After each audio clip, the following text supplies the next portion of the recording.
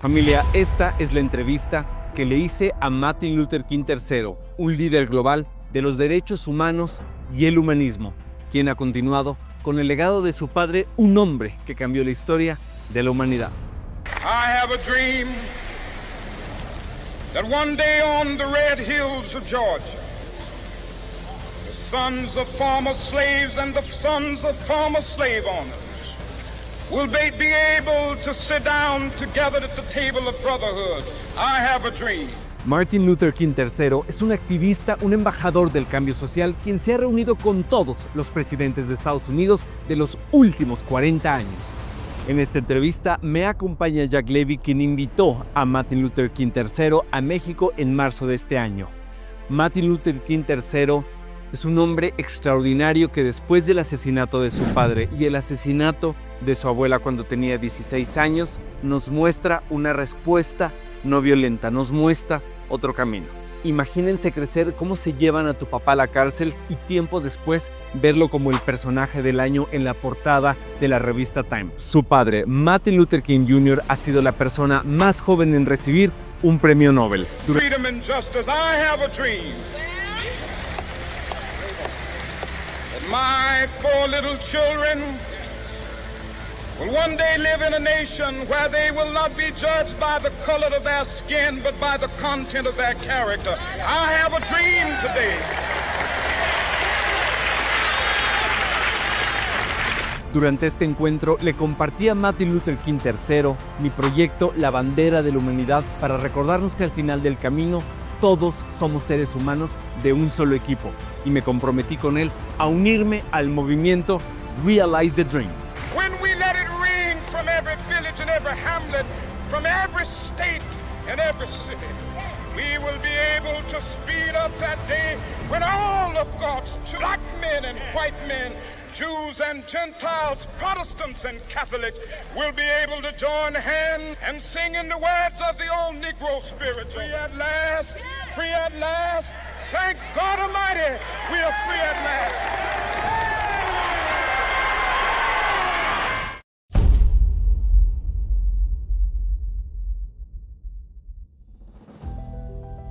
Not only that, they brought, we took you this, they brought this piece for your wife, so you can. Yes.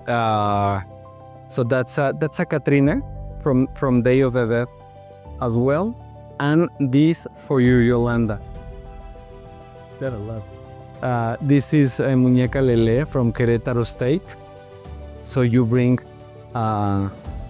special pieces from handmade artists from home. Muchas gracias. Well, thank you one more time, Mr. King, for this time. It's totally my honor. My first question, I'm gonna read it because I want to be precise in my English. First of all, I would like to ask you, when you were just 10 years old, your father was assassinated. When you were 16, your grandmother was killed in church while playing the Lord's Prayer on the piano. Yet instead of responding with anger or violence, you have chosen a different path, a non-violent response. How have you been able to forgive and you have chosen this instead of anger or violence? Well, thank you so much for that question. Thank you for what you do in your tradition and for all of those who are followers. I think in life, all of us have to make decisions and come to choices. I was raised in a religious the Christian tradition. My great-grandfather, my grandfather, my father and his brother, my sister, and my cousins are all ministers. I'm not a minister. And part of what ministers teach us is what biblically is said, the Christian values and tradition, and hopefully we live better lives and become better people. One of those codes is about love and forgiveness. And it would have been easy to choose the revenge road. That is probably what many human beings do. If you do something to me, I'm going to do something back to you even worse. That's what many of our nations that are constantly warring against one another do, which I don't believe serves us as the best way as the world community. Something we've done for years, but we must figure out how do we create better nations, better community and world. And so, yet I've chosen the path of forgiveness and love. And I saw it taught it was taught when I was a kid. It was reinforced when I go to church and Sunday school. And then of course, I saw that same kind of behavior by my mother, my aunts and uncles, by my grandpa. So my foundation was solid. A foundation of love. Yes. I have heard you said you shared with the world with us that when you were growing, your mother told you you didn't have to go to Morehouse College like your father. You didn't have to be a minister like your father. You didn't have to be a civil rights leader. You just have to be the best version of you, or something like that. That sounds like an amazing woman. Can you share with us more about her? Oh, absolutely. My mother was an unusually strong person, independent. She went to Memphis 4 decades, and she took the 3 older ones of us. She was killed on April 4th, 1968. On April 8th, he was to lead a demonstration. She went to Memphis to lead that demonstration. Again, talking about courage and strength that she exhibited. And we as children were emulating what we saw. And as a result, that strength is part of what I admired, loved, and respected, and was taught me all kind of things. So throughout my life, I learned many lessons. Certainly some from Dad, but I was 10 when Dad was killed. I got to travel with Mother maybe 30 years more, and to be with her and to be a part of the Martin Luther King Center that she and a team of people built to continue and to institutionalize the work of my father. And what is the greatest lesson your father gave you? The greatest lesson that Dad taught was the power of forgiveness. That our nation and our world can be very challenging. Life can be very difficult. And then beyond that, I'd say the example of agape love. There are many loves. Utilitarian is the lowest. Love someone as long as you use them. When that use runs out, you don't love them anymore. That's not a really good kind of love. There's friendship love. That's beautiful. There's romantic love. Really good. There's a mother's love. Amazing. There's humanitarian love, and then there's agape, the highest, which says you love someone.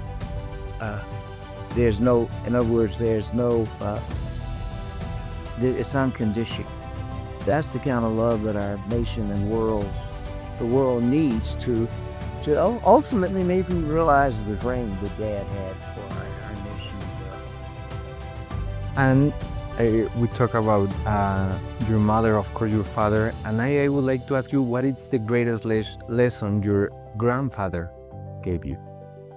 Well, to see him right after losing his wife, his son first, then his second son, and then his wife. And the lesson that he showed, and he preached this many times after his sons and wife were here, that I refuse to allow any man reduced me to hatred. I love every man, I'm every man's brother. he says specifically, the man that killed Mo Lovely Way, nor the man that killed my son. I refuse to allow them to reduce me to hatred. So it was the personification of love. I was 10 years old when Dad died, so I was sort of understanding, but I was 16 years old when my grandmother was killed.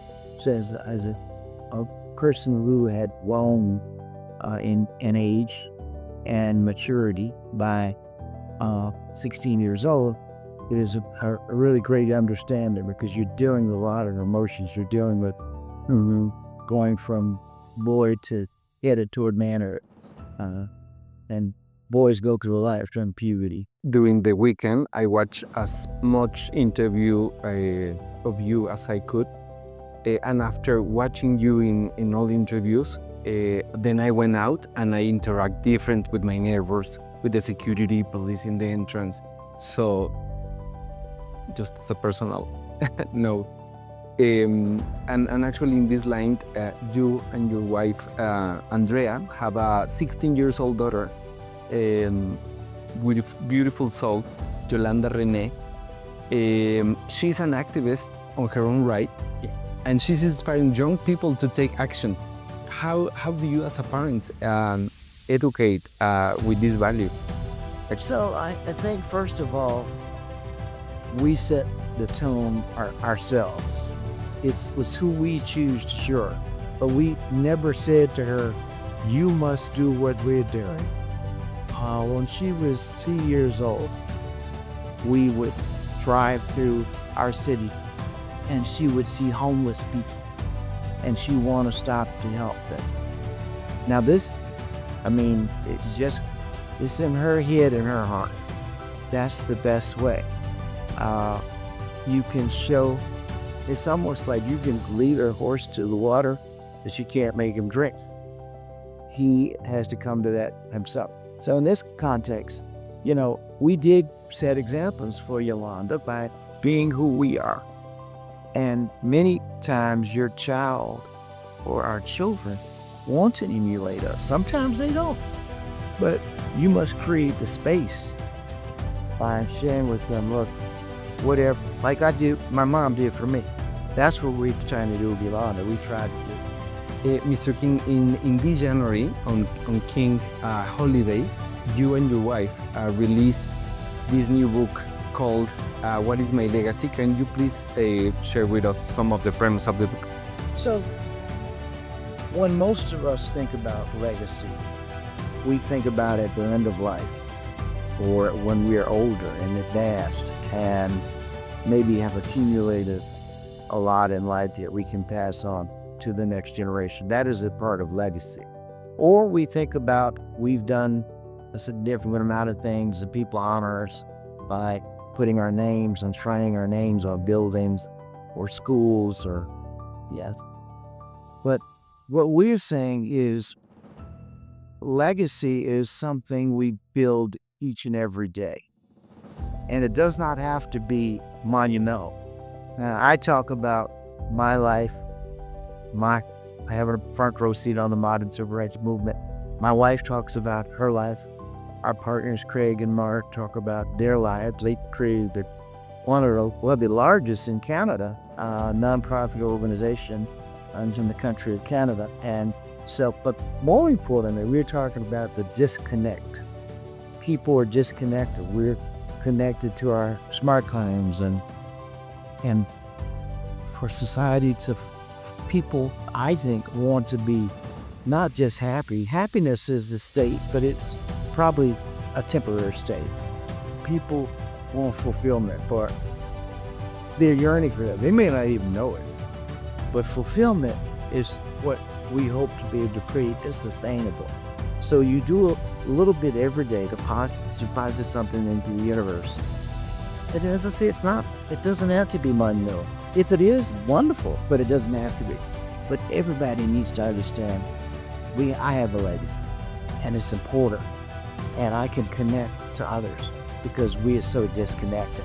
The disconnect is not just, will destroy us. Connecting gives us hope, and we talk about all of that. Sure, and a wonderful example, and I think that's exactly what you're doing. and El Charro with his content, he's leading, that Mexico is seen in a beautiful way and honoring, culture, and it's wonderful to know the two of you. You are inviting the world to join the Realize the Dream movement. Yes. Can you share with us what is the invitation? Sure, to be the honor to. Realizing the Dream movement is a movement to bring people together. 2029 is the 100th birthday of my father, and that is celebrated around the world. We have a federal holiday out, of course, in the United States, but in some way or form or fashion, over 100 countries around the world observed the time of his birth. And what we've done is come up with a concept that's called Realize the Dream, where 100 million hours of service would be done. A lot of it will be young to hopefully value. It really is creating this movement to continue the tradition of the modern civil rights movement. And it's connecting people all over the world. I want to encourage people to go to realizethedream.org, which is a website, because it tells you, we're not telling one to go clean up the environment or go mentor young people or go help seniors. It really is what speaks to your heart.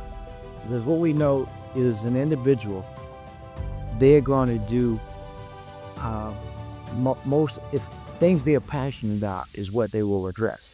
So if you choose a service opportunity, you'll do it, and you'll find a whole community of others who are working on that same project. It's doing something bigger than yourself. Sometimes we get caught up in ourselves. There are certain times in our lives when we have to be self-focused to achieve.